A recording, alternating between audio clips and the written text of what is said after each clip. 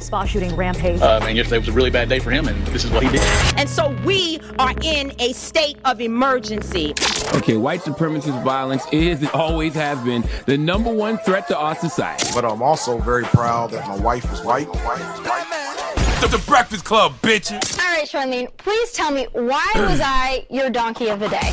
Well, let's discuss. Donkey of the Day for Wednesday, March 20th goes to two white former Mississippi law enforcement officers who were members of a self-styled Goon squad. Yes, their names are Hunter Elward, who was a 31-year-old former Mississippi sheriff's deputy, and Jeffrey Middleton, a 46-year-old former sheriff's deputy who federal prosecutors described as the ringleader of the Goon squad. Now, I know some of y'all believe I'm a race baiter, and you're saying to yourself now, why did you have to say the officers were white? Well, race plays a very important factor because these officers ran up in these people's house without a warrant, all because a neighbor reported that several black men were staying at a white woman's home and reported seeing suspicious behavior. I put suspicious in air quotes. Keep in mind, this is Mississippi, a state that didn't officially abolish slavery until February 7th, 2013.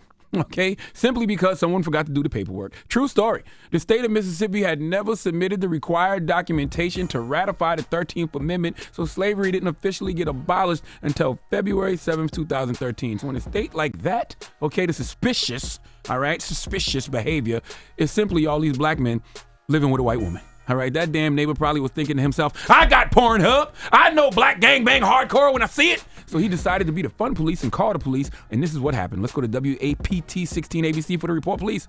This has been a historic day and historic sentencing. Hunter Elward, the man who shot Michael Jenkins in the mouth, got 20 years in prison.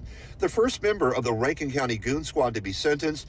Elward apologizing for the actions of he and others for abusing and sexually torturing Eddie Parker and Michael Jenkins in what started as a suspicious person investigation, but later led to a cover-up. Hunter Elward stood in court and apologized to both men. Parker stood up in court and forgave him. For, what, is given and what is done, I forgive that part. But other than that, he still did, what he did, and he has to be punished for that. Elward put his weapon in Jenkins' mouth, pulled the trigger, but it didn't go off the first time. He did it a second time, severing Jenkins' tongue as the bullet exited his throat. Jeffrey Middleton was sentenced to 17 and a half years in prison, the reported architect of the Rankin County Goon Squad. In the assault in January of last year, 6 officers tortured the victims, tested their tasers to see which one was the strongest, and tried to cover all the evidence after. Prosecutors say Middleton said he had no problems killing anybody. God bless that brother. He better than me. I would have had to talk to my therapist, my wife, all my spiritual leaders to get to that level of forgiveness. They sexually tortured this black man last year in a brutal attack that was based on race. 6 cops came into this man's home with no warrant and assaulted these brothers with stun guns, a sex toy, and other objects. Let me tell you something, man. I was born in 1978. Okay, therefore, I grew up on Wu-Tang torture tactics, and I always said that Wu-Tang torture tactics were extreme. Okay, I never thought in a civilized society Wu-Tang torture tactics would ever be necessary. But after hearing this story, I disagree with myself. Okay, sometimes you got to get medieval on these fools, all right? These are some of the things that need to happen to these officers in prison. If you're new to Wu-Tang torture tactics, listen. Torture, motherfucker. What? I'll tie you to a bedpost with your cheeks spread out, right? Put a hanger on the stove and let that shit sit there for like a half hour.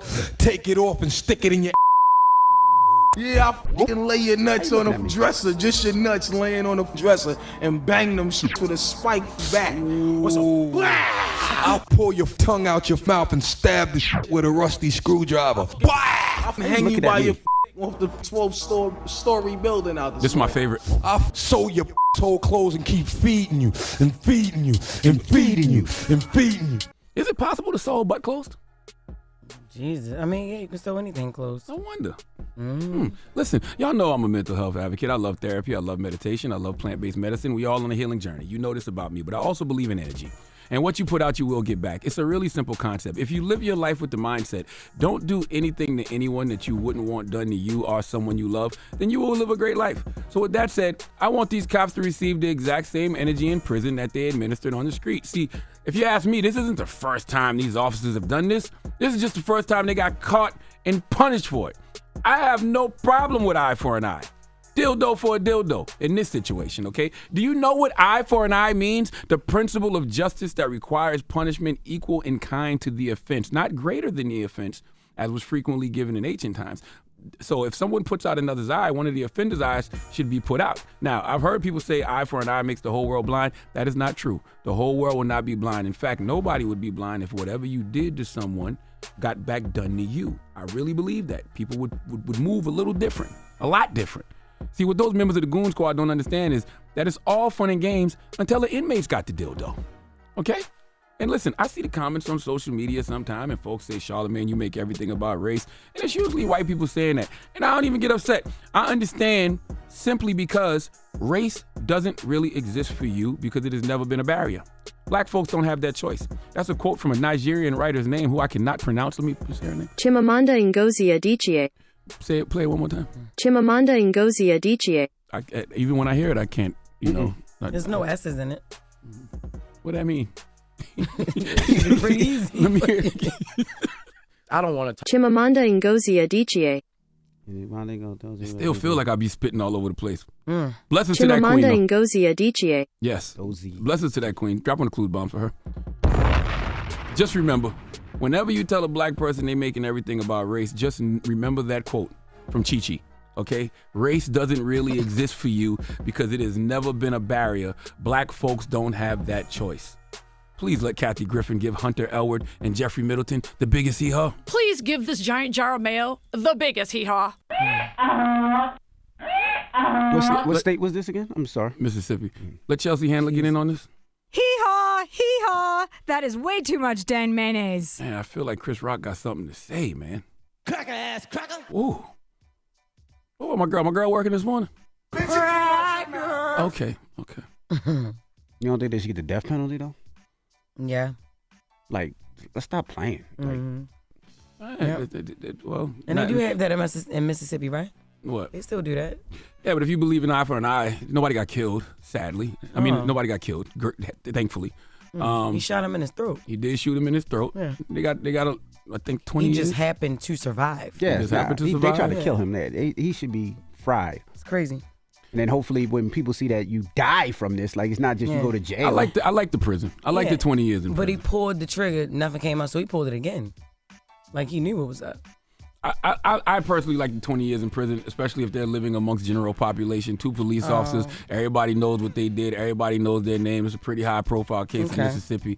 You know, I like booty. Just give the inmates some dildo. Dildo that man butt, and then then he got to take a shower to clean himself off. Yeah, and all I that. say 10 years and then death penalty. I'm with you. You don't like the 20 years of torture? Nah. 20 years. You gotta understand, these police officers in prison for doing what they did to a black man in Mississippi. You know what? They may kill themselves. That might be true. They may commit suicide because true. don't nobody want to go because they feel like they can't go through 20 years of that. Nah. Most of them cowards, they can't go through 10 years. That's what I'm saying. It's gonna be years. It's gonna be rough. rough. But why even give them an option to get out? Yeah, they still in a better 20 predicament. years, they get off for good behavior, so they have to do what, 15, 14? They still can live. Listen, they got 20 years. Sometimes we don't even see these cops get sentenced at all. I don't know what to tell you. They got 20 years. Okay. But they should have to. Never mind. All right. We ain't looking for no answers from you. Ain't no way I know what to tell y'all. Like, why we just saying what we think? That's right. I'm just saying what I think too. Why y'all do it? What's up? I don't know what to tell y'all. So yeah, like I say what I say. Maybe just tell us what's on. Like he everything in the wheel is. I don't know what to tell you. No, mess with their booties for 20 years. Okay. Mess with their booties for 20 years. How about if they like that? I like booty. See? Yeah. A mess. Well, Envy, you sound like you want to be in there with them or something. I'm good. Okay, because you got a lot of ideas you wrote down over there. I just said just kill him. I didn't say no. You started to say some other things, but you stopped yourself. All right. When we come back, they're saying wrap it up. Not in prison. From MSNBC, we have Charles Coleman and Tremaine Lee joining us. We're going to kick it with them when we come back. So don't move. It's The Breakfast Club. Good morning. Donkey of the Day is sponsored by renowned personal injury attorney Michael the Bull Lamonsoff. Don't be a donkey when you need a fighter on your side. If you're ever injured, go to michaelthebull.com. That's michaelthebull.com. And when you mess with the bull, you get the horns. Wake that ass up. In the morning. The Breakfast Club.